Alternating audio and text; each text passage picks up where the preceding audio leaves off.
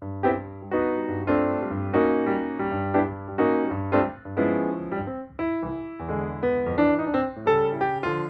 afternoon and welcome. This is a midweek devotional.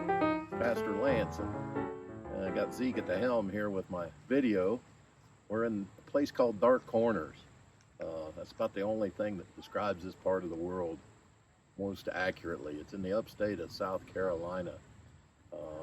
It's near Greenville. It's near Greer. It's near Campbells, but it's out kind of in the middle of nowhere. We're at Campbell's Bridge. This used to be a very active part of the world here. Lots of people settled in Dark Corners. Lots of moonshine, lots of all kinds of stories and all kinds of things that have happened. There's actually a bridge on out the road here that supposedly has a ghost that people have seen. But we're here today to talk about the bridge and what a bridge is a symbol of, and think a little bit about what bridges we need to build. So hang with us here, and we're going to get a little closer and get some good shots. Yeah, being here reminds me of an old story about there was this carpenter, and he was traveling through the country, and he'd do little odd jobs for something to eat and a place to stay, and come to this one place where there was these two old farmers that were in a dispute over their property line.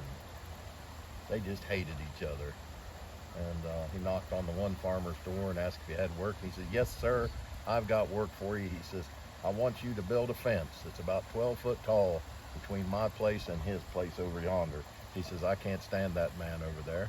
That man's a thief. He's always crowding the line.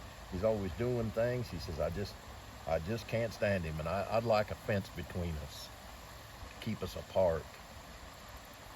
So the farmer went off and started working, and he went on the back 40 and plowed and worked all day, and when he come back, he was sitting there with the carpenter at supper time.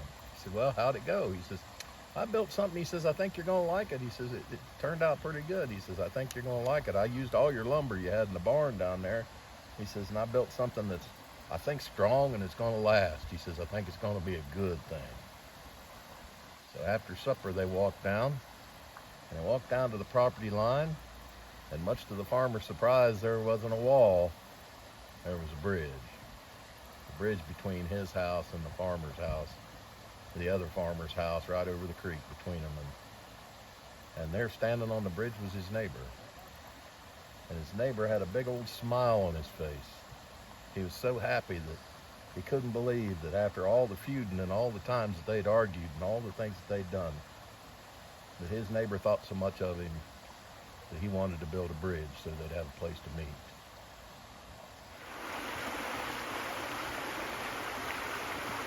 So water is pretty important. It's probably one of the most important things in the world. Our bodies are made up of 70% water. Water powers a lot of things, and the power of water is pretty impressive. It can erode away rock and make canyons and do all kinds of things. The old settlers to this area knew what water would do. They knew the power of it, and they harnessed it.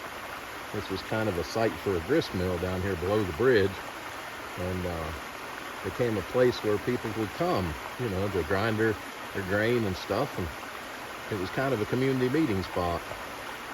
Maybe we can sit here for a little bit and meet with the water.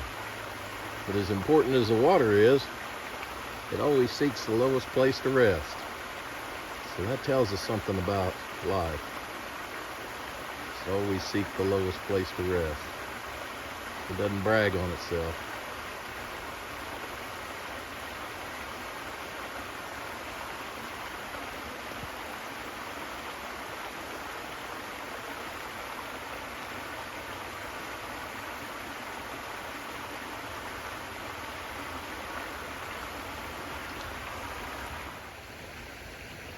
As I read the Gospels, one of the things that seems to stand out in my mind is how Jesus tried to get everybody to come together. He tried to get the people that everybody thought was impure, and the people that were sinners, people that were sick, people that the whole community had written off as unwanted or unloved by God. He tried to bring them into the center of the community, because community was everything.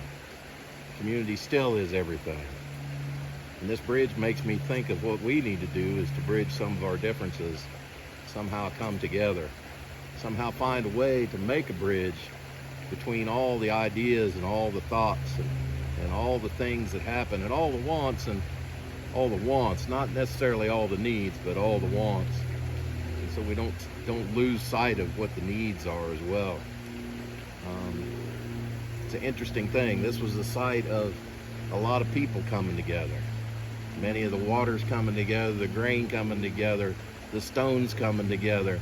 It's all about coming together, this bridge. Love will build a bridge, as the judge sing. It's pretty interesting. And that bridge, like Simon and Garfunkel say, is a bridge over troubled water. Of course, lots of bridges, man. Lots of thoughts. These old bridges used to be all over America. It was the resource that they had at hand. They had lots of trees back in those days. So they cut them up and made their bridges out of them. Bridges that were a thoroughfare. This one's only 1 lane wide. Of course, you don't want to have to build any more than you have to. Most of them are. And I don't know whether you know it or not, but there's a habit in our family of going through a tunnel or going through a covered bridge like this, you blow your horn. That comes from the olden days. Make sure there's nobody in there, or if there is somebody in there, they know you're coming. And so this is the last covered bridge that's left in South Carolina. And Greenville Parks and Recs have made a park out of it. It's a wonderful place to bring your family and have a picnic, what have you. It's a wonderful place to come together. It's a gathering spot, just like it's always been for hundreds and hundreds of years. You know, always gathering people together. You know, in Matthew 18, the 20th verse, Jesus says, "Wherever 2 or 3 are gathered in my name, there I will be also." The more people there are, the more Christ there is. We need to get together, folks. Come together. I pray that wherever you are, you can see the light at the end of the bridge. You can see how to gather with your family, with your friends, with your loved ones. I pray that this bridge will help you remember that Christ is bringing us all together. Amen.